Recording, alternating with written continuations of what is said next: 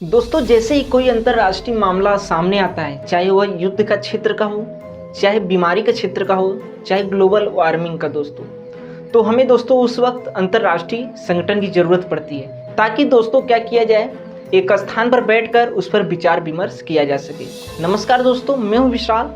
आज की इस वीडियो में हम जानने वाले हैं संयुक्त राष्ट्र संघ के बारे में, अंतर्राष्ट्रीय संगठन के बारे में, और इस संगठन की स्थापना क्यों पड़ी, यूनाइटेड नेशन की ज़रूरत हमें क्यों पड़ी, और इसकी स्थापना किन स्थितियों में हुई, और इसके प्रमुख अंग कौन कौन से हैं, आज की इस वीडियो में जानेंगे।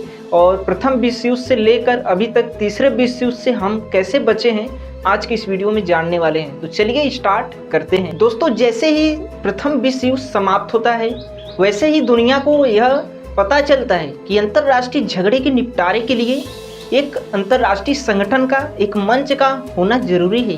क्योंकि दोस्तों कुछ ऐसे मसले सामने हमारे आ जाते हैं जिन्हें मिलकर ही उसका समाधान निकालना जरूरी होता है। चाहे दोस्तों ग्लोबल वार्मिंग ले ले, चाहे कोई युद्ध ले ले, इसके परिणाम स्वरूप क्या होता है दोस्तों, लीग ऑफ नेशन की स्थापना की जाती है।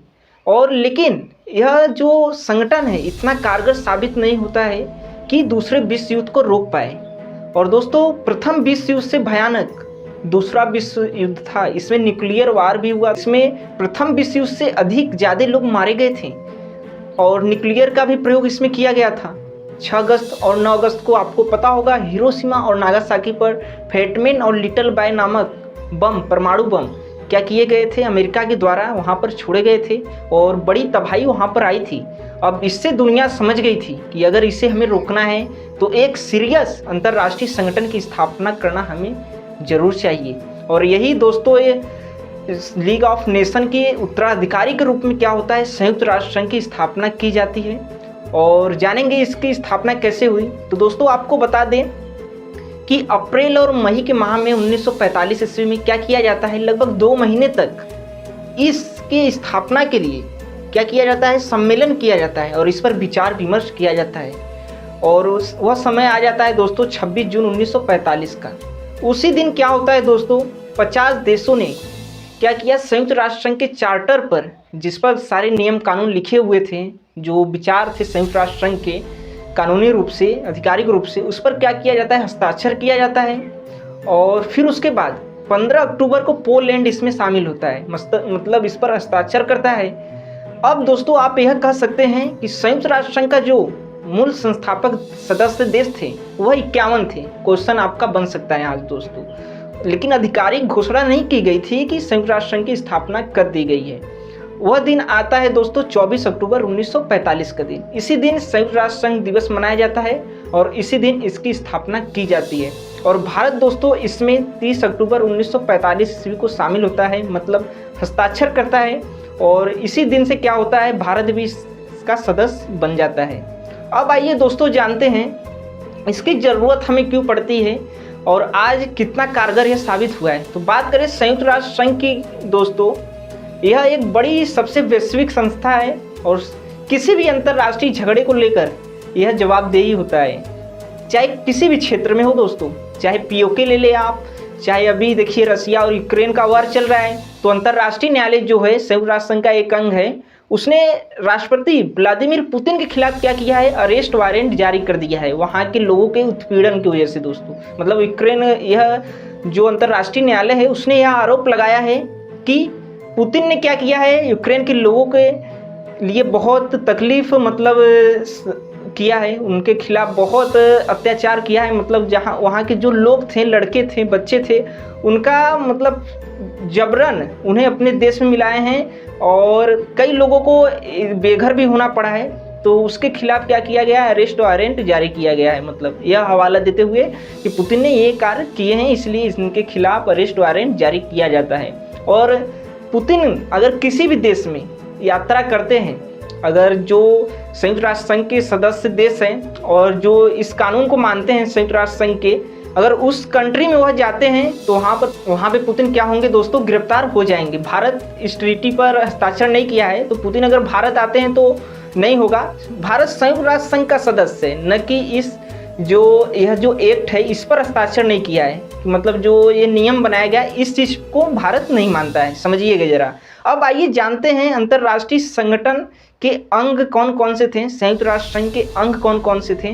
तो दोस्तों बता दें, प्रथम है अंतर्राष्ट्रीय न्यायालय, दूसरा है सुरक्षा परिषद, और तीसरा है आम सभा, और चौथा हमारा है दोस्तों सचिवालय, पांचवा है सामाजिक एवं आर्थिक परिषद, और छठवां हमारा है दोस्तों न्यायस्था परिषद। इसमें से जो प्रमुख अंग है दोस्तों आपको बताना चाहेंगे, सुरक्षा परिषद और अंतर्राष्ट्रीय न्यायालय है। इन्हीं के द्वारा मुख्य विश्व के जो निर्णय लिए जाते हैं और इन्हें ही सबसे ताकतवर माना जाता है। बता दें, सुरक्षा परिषद की सदस्यों की संख्या 15 होती है और इसमें 5 स्थायी सदस्य होते हैं और 10 अस्थायी सदस्य होते हैं। और ये जो 5 स्थायी सदस्य होते हैं दोस्तों, इन्हें वीटो प्राप्त रहता है। अगर कोई भी मसला संयुक्त राष्ट्र संघ में उठाया जाता है या कोई प्रस्ताव लाया जाता है, तो अगर इन 5 देशों की सहमति अगर बनती है तभी उस प्रस्ताव को पारित किया जाता है। नहीं तो अगर कोई भी देश वीटो का प्रयोग करेगा तो उस मसले को, उस प्रस्ताव को वहीं के वहीं रद्द कर दिया जाता है। और यह देश थे दोस्तों अमेरिका, रूस, फ्रांस, ब्रिटेन और चीन। और 10 अस्थायी सदस्य प्रत्येक 2 वर्ष के अंतराल के बाद चुने जाते हैं और इस नियम को सभी देशों को मानना होता है। अब बात करते हैं दोस्तों अंतर्राष्ट्रीय न्यायालय की।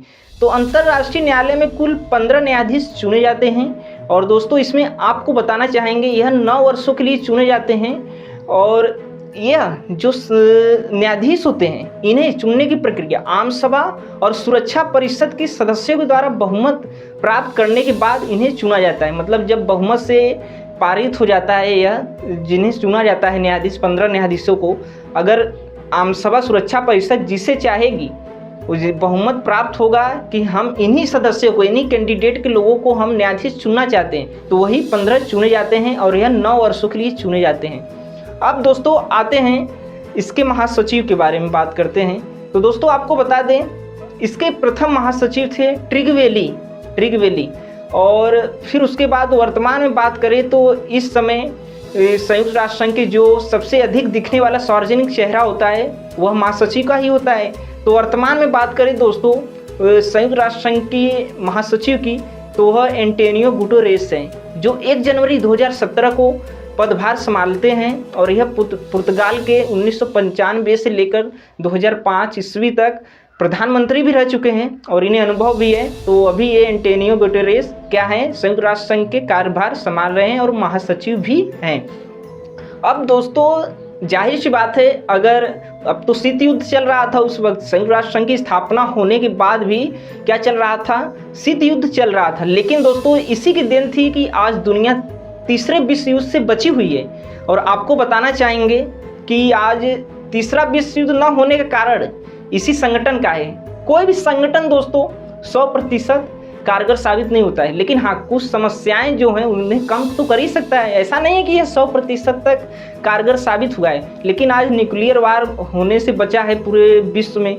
तो जाहिर सी बात है, इतने लगभग पूरे विश्व में 15,000 तक सोच लीजिए एटम बम है, न्यूक्लियर बम है। अगर उनका प्रयोग किया जाए तो भारत या किसी विश्व को भी कई बार तहस नहस किया जा सकता है, बेकार किया जा सकता है, बर्बाद किया जा सकता है। सोचिए, तो यही संगठन हमें लगता है कुछ न कुछ तो कारगर साबित हुई है। चाहे पीओके की बात करें, चाहे चीन की बात करें, चाहे कोई भी ऐसा विश्व में मसला आता है तो यह वहाँ पे हस्तक्षेप करती है। और सुरक्षा परिषद का हमने बताया, सुरक्षा परिषद का भी सबसे महत्वपूर्ण इस कार्य भूमिका निभाती है यह, क्योंकि दोस्तों आज अगर कोई भी अगर मसला किसी देश में ही अगर किसी एक तबके के खिलाफ अत्याचार किया जा रहा है तो अंतर्राष्ट्रीय संगठन के पास अधिकार होता है कि वहाँ की जनता के बारे में वो सोचे, उनके खिलाफ क्यों उत्पीड़न किया जा रहा है उसके बारे में सवाल करे उस सरकार से। अगर मान लीजिए भारत में ही ऐसा कुछ होता है कि एक तबके के साथ उन्हें दुर्व्यवहार किया जा रहा है, उनके खिलाफ गलत साजिश की जा रही है, तो अंतर्राष्ट्रीय न्यायालय चाहे, सुरक्षा परिषद चाहे तो वहाँ पर इसके खिलाफ वारंट जारी कर जांच कर सकती है और कुछ सवाल पूछने का पूरा अधिकार है। क्योंकि भारत उसका सदस्य है तो उनके रूल्स नियम तो भारत को मानने ही पड़ेंगे। अभी देखिए रूस और भारत के बीच जो संबंध है बहुत अच्छे हैं, लेकिन आगे क्या होता है देखिए, क्योंकि उधर के यूरोपीय देश अमेरिका सब एक हैं, तो भारत को भी एक निर्णय लेना पड़ेगा कि यूक्रेन के साथ है भारत कि रूस के साथ है। तो यही था दोस्तों संयुक्त राष्ट्र संघ हमारा, और अभी तक कुल 9-10 महासचिव रह चुके हैं संयुक्त राष्ट्र संघ के। और अभी तक तो हमें लगता है कि संयुक्त राष्ट्र संघ बहुत अच्छा कारगर साबित हुआ है। और इसके तो मैंने 6 अंग बताए हैं दोस्तों आपको, लेकिन इसमें भी कई कई संगठन हैं छोटे छोटे, जैसे WHO, WTO, world trade organisation, world health organisation, ऐसे ऐसे कहकर इसमें भी कई मंच है दोस्तों।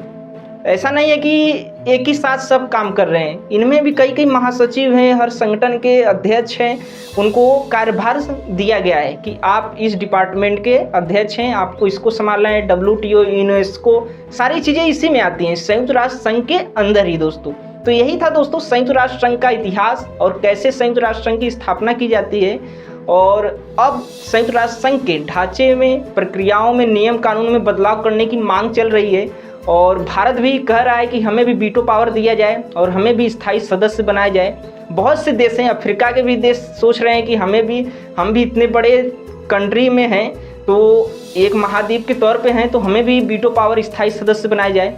और जाहिर सी बात है, समय के साथ बदलाव होता है तो संगठन में भी बदलाव करना लाजमी बनता है दोस्तों। और भारत भी यही कर रहा है, चीन की तरह हमें भी वीटो पावर दिया जाए। और भारत जिस तरीके से विकास कर रहा है दोस्तों आर्थिक तौर पे, तो हमें भी लगता है कि भारत को भी स्थायी सदस्यता मिलनी चाहिए, लेकिन यह संभव हमें नहीं लग रहा है। लेकिन भगवान करे कि आगे चलकर भारत को यह उपलब्धि हासिल हो। दोस्तों वीडियो देखने के लिए बहुत बहुत धन्यवाद, और मैं आशा करता हूँ वीडियो अच्छा लगा होगा, और शेयर करना भी ना भूलिएगा ताकि हमारा हौसला बढ़ता रहे और मैं आपके लिए ऐसे ही डेली वीडियो लाता रहूँ। मिलते हैं अगले वीडियो में, धन्यवाद, थैंक यू।